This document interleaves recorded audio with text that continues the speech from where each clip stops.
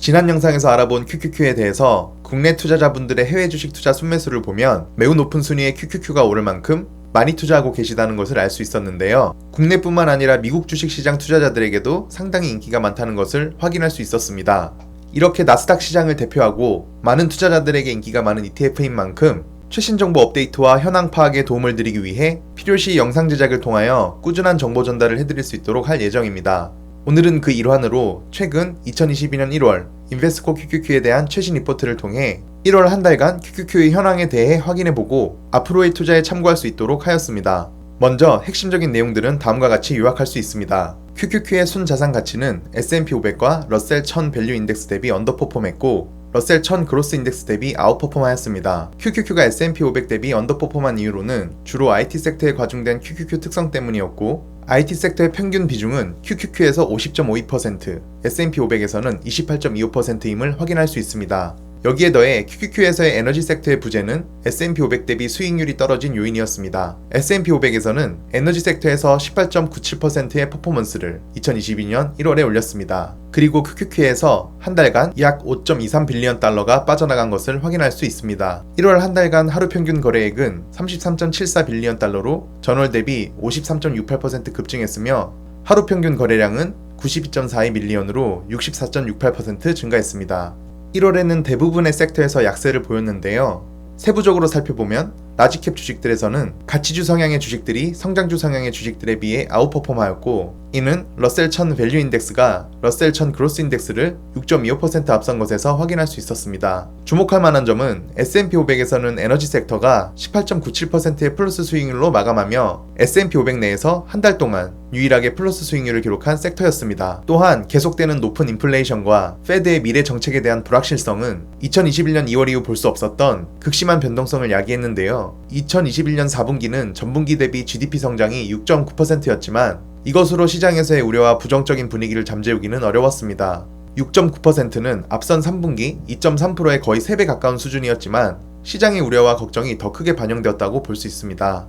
QQQ의 이러한 하락은 최근 작년에도 비슷하게 있었는데요. 2021년 2월에 QQQ의 순자산 가치는 10.87% 하락했습니다. 이는 S&P 500 -2.78%, 러셀 1000 밸류 인덱스 2.88% 대비 언더퍼폼한 결과였습니다. 지난번 하락과 이번 하락 모두 10%가 넘는 자산 가치의 하락을 보였지만 2021년 2월과 현재의 하락은 조금 다르다고 인베스코에서는 말하고 있는데요. 어떻게 다른지 그 상황에 대한 설명은 다음과 같습니다. 2021년 2월에는 실업률이 6%를 상회하였고 미국 인구의 7.5%만이 코비드19 예방접종을 받았다는 것입니다. 또한 10년물 금리는 1.21%, 인플레이션은 전년 대비 1.7%였습니다. 그에 반해 현재는 실업률이 약 4%이고 미국 인구의 약 63%가 코비드19 예방접종을 받은 상태라는 것입니다. 또한 10년물 금리는 1.78%, 인플레이션은 전년 대비 7%를 기록하고 있습니다. 이러한 상황들을 비교했을 때 시장과 경제가 더 높은 변동성을 견딜 수 있을 만하다고 시장 상황에 대한 의견을 제시하고 있습니다. 그리고 FOMC에서 1월 회의 후 성명을 통해 2%를 훨씬 넘는 인플레이션과 노동시장의 강세 등을 근거로 금리 인상을 시사를 했는데요. 목표 금리 인상은 0.25%이고 테이퍼링의 종료는 3월 초로 예상되었습니다. 이러한 FOMC의 발표는 시장에 긍정적인 반응을 도출하기도 했지만 제롬 파월의 언론 인터뷰를 통해서 다시금 그 상승폭이 빠르게 줄어들었습니다. 제롬 파월은 금리 인상이 몇 차례 있을 것인지, 얼마나 금리를 올릴 것인지, 언제 대차대조표 조정을 진행할 것인지에 대한 많은 질문에도 불구하고 구체적인 답을 공개하지 않아서 시장은 다시금 불안에 휩싸였기 때문으로 해석할 수 있습니다. QQQ에서의 퍼포먼스 관련 내용을 다시 정리하면 2022년 1월 한 달간 QQQ는 -8.5%, S&P 500은 -5.17%, 러셀 1000 밸류 인덱스는 -2.33%, 러셀 1000 그로스 인덱스는 -8.58%였습니다. QQQ에서는 유틸리티 섹터가 유일한 플러스 수익률을 기록한 섹터로서 약 1.42% 플러스 수익률을 올렸습니다. 하지만 QQQ에서의 유틸리티 섹터 비중이 약 0.98%로 수익률에 기여하는 정도는 약 0.01%밖에 되지 않았습니다. 투자자들은 헬스케어와 소비재 섹터로부터 많은 이탈이 있었는데요. 이로 인해 헬스케어에서 -12.63%로 가장 안 좋은 수익률을 냈고 소비재는 그 다음으로 -10.20% 수익률을 냈습니다. 세 번째로는 IT 섹터에서 -8.51%로 안 좋은 수익률을 내었습니다. 그리고 한 달간 QQQ 포트의 종목 101개 중 등 18개 종목만이 플러스 수익률을 보였는데요. 마이크로소프트에서 주당 $95에 비디오 게임 회사를 인수한다는 계획과 함께 액티비전 블리자드는 18.76% 상승하였습니다. 주가는 주당 $86까지 최고가로 거래되었지만 월 마감은 주당 $79로 마감했습니다. 다만 우려할 점으로는 주가가 상승 마감된 것에는 큰 기여를 한 게 사실이지만 독점과 관련하여 조사를 받을 가능성 또한 존재한다는 것입니다.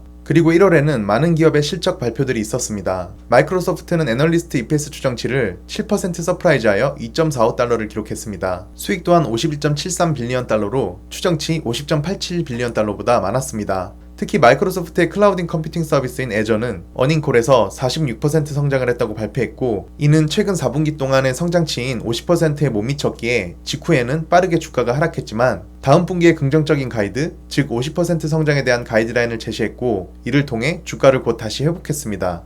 1월 27일에는 애플의 실적 발표가 있었는데요. 애플은 EPS $2.10로 애널리스트들의 예상치 $1.9 대비 10.5% 더 높은 EPS를 발표했습니다. 이는 YOY 25% 성장한 수치였습니다. 시장에서는 이러한 성장이 과거 10년 동안 몇 번 볼 수 없었던 성장 수준이라고 평가했는데요. 매출 또한 $123.95빌리언 달러로 애널리스트들이 예상했던 $119.05빌리언 달러를 상회했습니다. 이는 지난해 1분기 $111.44빌리언 달러를 11.22% 초과한 성장률이었습니다. 이날 주가는 7% 넘게 상승하였으며 2020년 7월 이후 최고치를 기록했습니다. 아이폰은 전년 동기 대비 9% 이상 성장한 71.64빌리언 달러를 기록했습니다. 애플은 2분기 성장률에 대해서는 1분기보다 성장할 것임을 얘기했지만 성장률은 다소 느릴 것으로 가이던스 발표를 했습니다. 테슬라는 QQQ에서 다섯 번째로 큰 종목이고 평균 비중은 약 4.31%입니다. 테슬라 또한 1월에 실적 발표를 진행하였는데 전기차 시장에 대한 예상치인 EPS $2.36를 서프라이즈한 $2.54를 기록했습니다. 매출 또한 17.72빌리언 달러로 예측치 16.64빌리언 달러를 상회하였습니다. 테슬라는 글로벌 공급망 이슈 문제로 인해 공장 가동률에 대한 지속적인 어려움을 얘기했습니다. 일론 머스크 또한 어닝콜에서 테슬라가 2022년 계획 중에 사이버 트럭이나 저렴한 신모델에 관한 라인업에 대한 계획이 없다고 발표했습니다. 이러한 실적 호조에도 불구하고 다음날 주가는 11.55% 하락하였는데요. 투자자들은 이러한 하락을 매수의 기회로 보았고 주가는 이 거래일 후 실적 발표 전 가격으로 다시 회복하였습니다. 수익률에 대해서 정리해보면 QQQ에서 가장 좋은 퍼포먼스를 내었던 종목은 액티비전 블리자드였다는 것을 확인할 수 있고, 그 아래로는 다음의 종목들이 있습니다.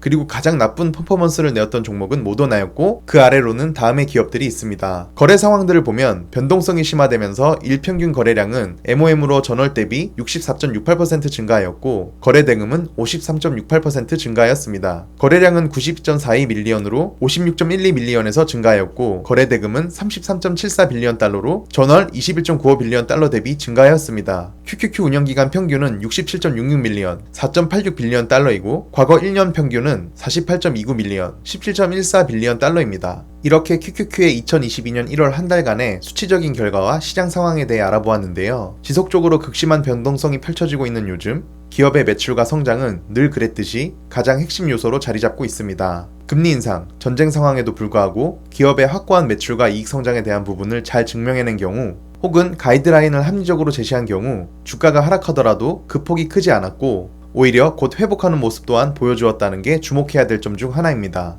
반대로 그렇지 못한 경우는 가차없이 하락하는 모습을 보였습니다. 따라서 QQQ가 유명하고 과거 수익률이 매우 좋았기에 더욱더 안심하게 되는 경향이 있지만 QQQ도 엄연히 투자 대상이기에 확신을 가지기 위해서는 꾸준한 공부와 트래킹이 필요합니다. 그러므로 앞으로도 최신 정보들과 내용을 잘 확인하셔서 투자 판단에 잘 참고하시고 성투하시길 바라겠습니다. 그럼 오늘도 영상 시청해주셔서 감사합니다.